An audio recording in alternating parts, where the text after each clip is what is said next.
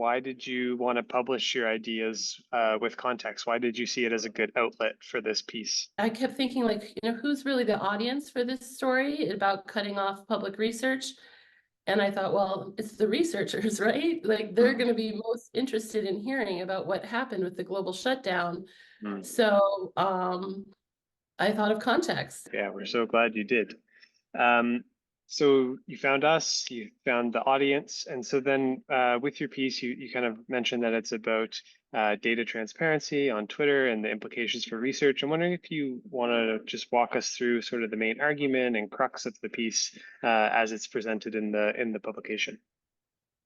Really, the crux of the story is that there's a little bit of a paradox between the claim that Twitter X claims to be the global town square, and Elon Musk claims to be a free speech absolutist and strongly believes in open discourse.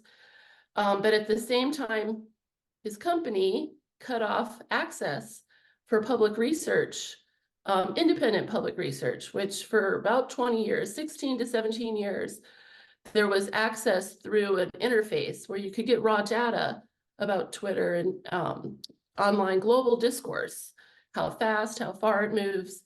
And it was vital research, and many projects got shut down.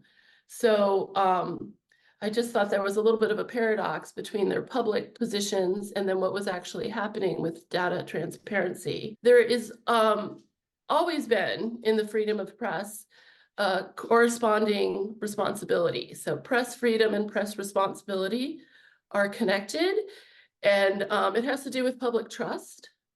So if you're claiming to be the public town square and be interested in having open discourse, it's important that researchers be able to examine that discourse, how far and how fast different conversations go over the networks of Twitter or other social media companies.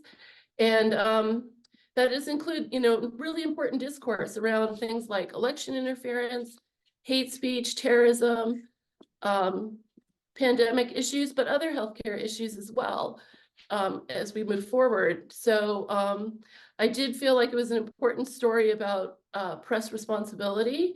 And at the end of the day, I mean, the best argument for why they should provide it is that it really is our data, right? They're monetizing our data in providing, and they sell that data to marketing, but they don't provide it to us.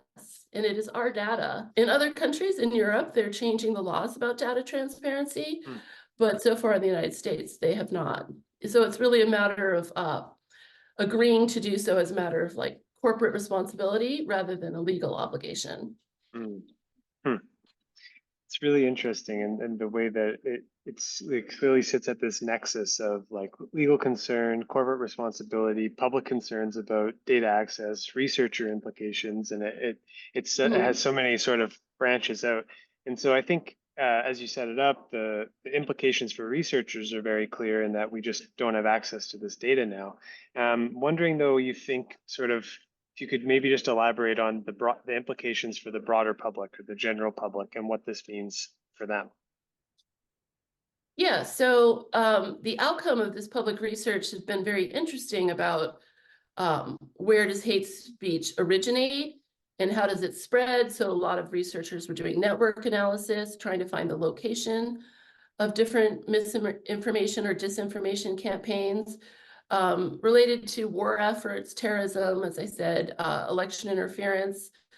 And it's important that people can know about that and know about the disinformation campaigns that do occur on social media, because in the election cycle, it's been documented many different instances where social media companies were used to target, for example, undecided voters with misinformation, and that does influence the outcome of elections. So it really goes back to, what is the purpose of free speech and having a democracy where people can understand what is happening in the public sphere.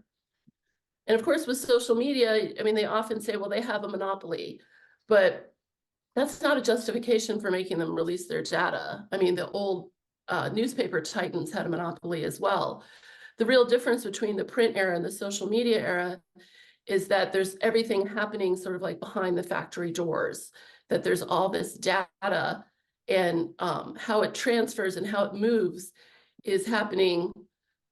We only see it, on our phone, but there's a larger macro level global effects and social harm that comes from social media, and it's important that everybody be aware of it, and know exactly what, so they can become more critically aware of what media they're receiving and be able to determine whether it's truthful